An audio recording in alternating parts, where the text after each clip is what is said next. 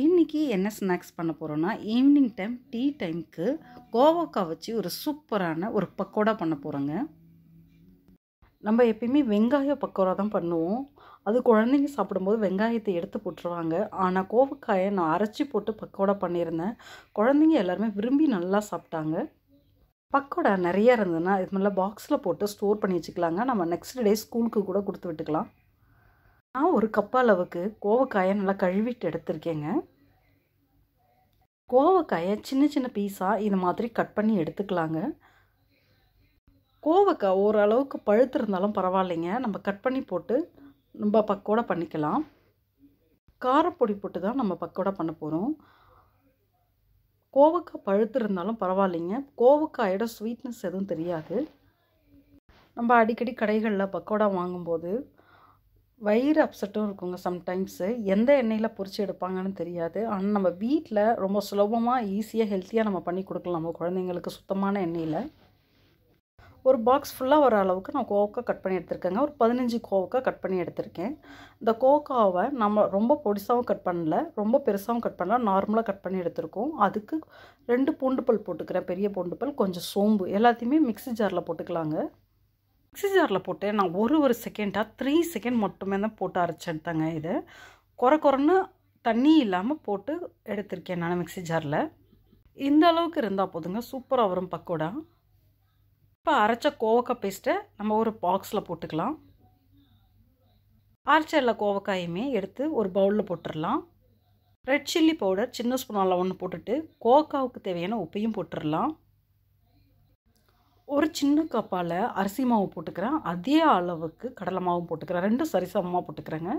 கோவக்காவில் போட்டு இது மாதிரி கையால் நல்லா பிசைஞ்சு விட்டுடலாம். போட்டிருக்க மிளகாப்பொடி, உப்பு எல்லாமே அப்போ தாங்க ஒன்று சேரும். நல்லா மிக்ஸ் பண்ணி இந்த மாதிரி விட்டுக்கலாம். எண்ணெயை ஆல்ரெடி கடாயில் ஊற்றி சூடு பண்ணி ரெடியாக வச்சுருக்கேன் நான் இந்த பக்கோடா போடுறதுக்காக.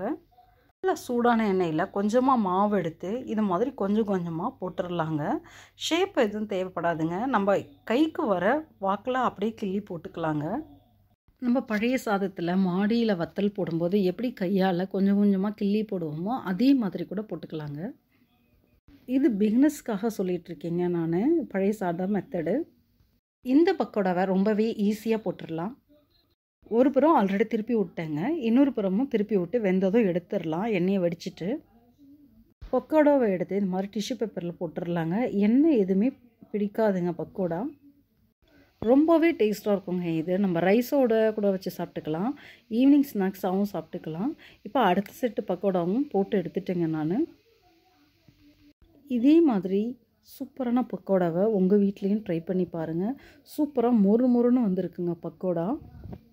நல்ல கிறிஸ்பியாக கடைகளோட வீட்டில் ஈஸியாக பண்ணிடலாங்க பக்கோடா. ஒரு 10 நிமிஷத்தில் ரெடி பண்ணிடலாம். இது நான் பண்ணுறதுக்கே மொத்தமே 10 நிமிஷம் தாங்க ஆச்சு பக்கோடா. இந்த சூப்பரான கோவக்காய் பக்கோடாவுக்கு கொஞ்சமாக கருவேப்பிலை பொரிச்சு போட்டுக்கலாங்க. அந்த சுடு எண்ணெயிலேயே கொஞ்சமாக கருவேப்பிலையை போட்டு நல்லா பொரிய விட்டு எடுத்து பக்கோடாவோட சேர்த்துடலாம். ரொம்பவே வாசனையாக இருக்குங்க இந்த கருவேப்பிலையை சேர்க்கும்போது. ரொம்ப கிறிஸ்பியாக இருக்குங்க கோவக்காய் பக்கோடா. நல்லா பக்கோடா நல்லா வெந்து சூப்பராக இருக்குங்க. எங்கள் வீட்டில் பண்ண இந்த சூப்பரான கோவக்காய் பக்கோடாவை உங்கள் வீட்லேயும் ட்ரை பண்ணி பாருங்கள், ரொம்பவே நல்லாயிருக்கும் டேஸ்ட்டு. பக்கோடா மாவு பிசையும் போது தேவைப்பட்டதுன்னா கொஞ்சமாக பெருங்காயப்பொடி போட்டுக்கோங்க. உங்கள் வீட்லேயும் சூப்பரான இந்த மாதிரி ஒரு டீயை போடுங்க. டீயை போட்டு இதே ஸ்நாக்ஸ் செஞ்சு சாப்பிட்டு பாருங்கள், ரொம்பவே நல்லாயிருக்கும். இன்றைக்கி சூப்பரான டீ போட்டு எல்லாத்தையுமே ரெடி பண்ணிகிட்டு இருக்குங்க. ஈவினிங்க்கு டீ கூட இந்த ஸ்நாக்ஸை சாப்பிடும்போது ரொம்பவே டேஸ்ட்டாக இருக்குங்க. உங்கள் வீட்லேயும் இதே மாதிரி ஸ்நாக்ஸ் டீ செஞ்சு எல்லாருமே சேர்ந்து சாப்பிட்டு பாருங்கள், ரொம்பவே நல்லாயிருக்கும். நம்மளோட சேனலுக்கும் உங்களோட சப்போர்ட்டை கொடுங்க. நம்மளோட சேனலையும் மறக்காமல் அப்படியே சப்ஸ்கிரைப் பண்ணிக்கோங்க.